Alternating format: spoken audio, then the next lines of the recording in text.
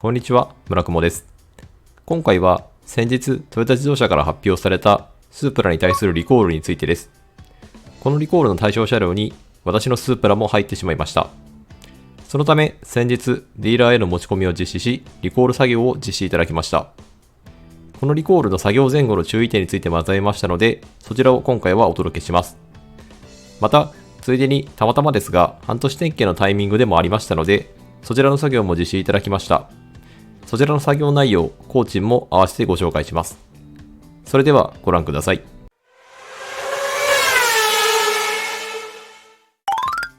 まずはリコールの内容についてです。不具合の内容については、エンジン制御コンピューターにおいて制御プログラムが不適切なため、始動直後にエンジンを停止するなどの操作により、エンジンに逆回転方向の力が加わり、バキュームポンプ内の潤滑油が逆流して、構成部品が損傷することがあります。そのため、倍力作用が損なわれて、制動停止距離が伸びる恐れがあります。とあります。こちら、多少推測が入りますが、後ほど詳細を解説しようかなと思います。そして、この表に対象車両が掲載されており、私の車両はこのリスト内に該当しています。おそらくですが、現在までに納車されているほとんどの車両がリコール対象になっているイメージかと思います。そして、こちらのページに改善の内容が記載されており、全車両、エンジンの制御コンピューターのプログラムを対策仕様に修正します。とのことです。同時期に BMW からもご覧の車両を対象にリコールが発表されているため、このリコールに関しては、スープラ特有ではなく BMW エンジン由来であることがわかります。不具合のメカニズムについてです。情報が少ないので推測となりますが、解説していこうと思います。現在ご覧いただいているのが、先代の Z4 のバキュームポンプ周りの構造となっています。現行のものは探してもパッと出てこなかったですね。バキュームポンプの役割としては、駆動することで不圧を生み出し、人がブレーキを踏む力を足とすることにあります。注目いただきたいのが、このバキュームポンプがエンジンのカムシャフトの回転に合わせ回転し、駆動することにあります。先ほどリコールの内容で、エンジンの停止時に逆回転という言葉がありましたが、このような構造をとっているために、エンジンが逆回転するとバキュームポンプも逆回転されてしまい、結果として潤滑油も逆流、本来の回転方向と逆回転するため部品が壊れてしまうということだと考えられます。もう一つ、わざわざ始動直後とあるのは、つまりオイルが完全に温まっていない状態がよりダメージが大きいということだと考えられます。オイルの粘度は温度に依存しているため、エンジンが温まり、オイルも温まると、オイルもサラサラ流れるようになりますが、オイルの温度が低いと、ドロドロの状態となり、より部品への攻撃性が高まると推定します。そして、バキュームポンプが壊れると、ブレーキの動力へのアシストが効かなくなるため、ブレーキが効きにくくなり、制動距離が伸びるといったメカニズムになると推定します。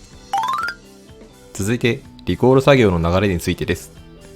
リコール作業の流れとしては、ディーラーに車を持ち込み、作業をいただくという流れではあるのですが、注意点が2つあります。1つ目は、どの店舗でも実施いただけるわけではないということです。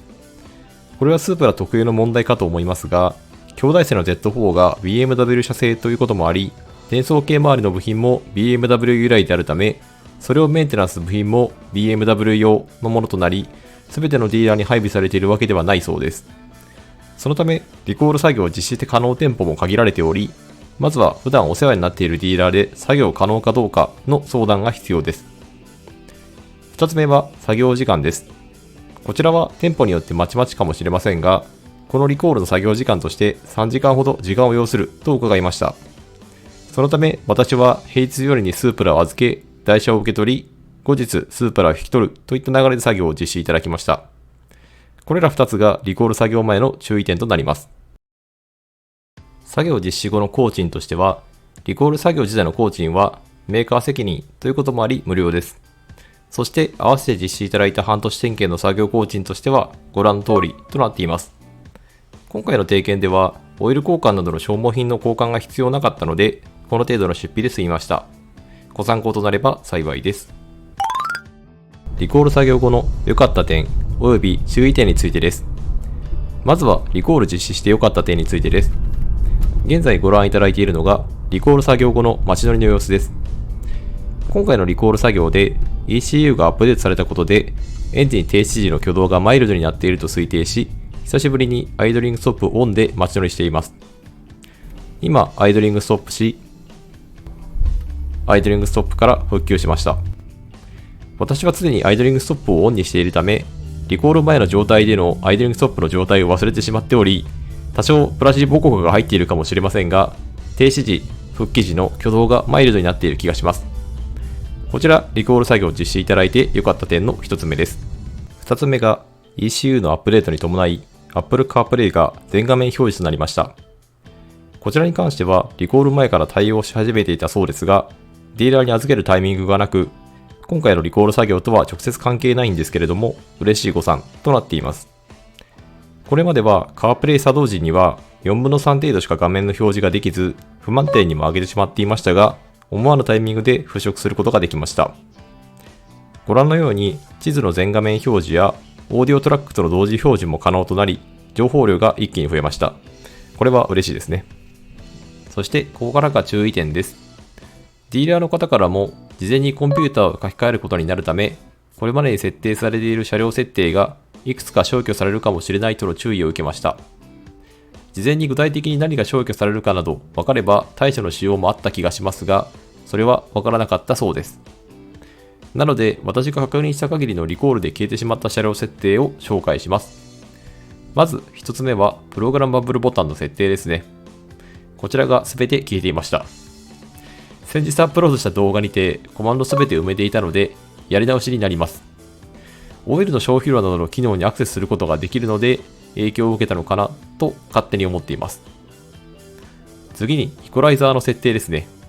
もうエンジン全然関係ないですやんと思いましたが、こちらも全て吹っ飛んでいました。少し笑いましたね。こちらも結構こだわってセッティングしていたのでまたやり直しとなってしまいます。こちらも私の設定を他の動画にて紹介しています。これを機にスープラユーザーの皆さんも設定いかがでしょうか。はい、露骨に宣伝挟んですいません。その他の車両設定に関しては影響を受けていないように思いますが、私が普段使用しておらず気づいていないだけの可能性もあるため、他にも影響を受けていた機能があればコメント欄などで情報共有お願いいたします。最後、こちらに関しては関係ある方が一部になるかもしれませんが、もう一つ影響を受けていたのがビーマーコードを用いたコーディングの内容ですね。こちらも全部吹っ飛んでいました。こちらに関しては、事前にリコール作業を実施されていた方たちの Twitter などから情報を得ていたため、驚きはしませんでした。まあ、AC をリセットしているので、当たり前といえば当たり前のような気がします。改めてコーディングをしていこうと思います。私が実施しているコーディングのリストはご覧の通りとなっています。これらを実施することで、いくつかあるスープラの不満点のほとんどを解消することができるのでおすすめです。使用している機器や実際のアプリの中身などは過去動画で紹介していますので、そちらご覧いただけると幸いです。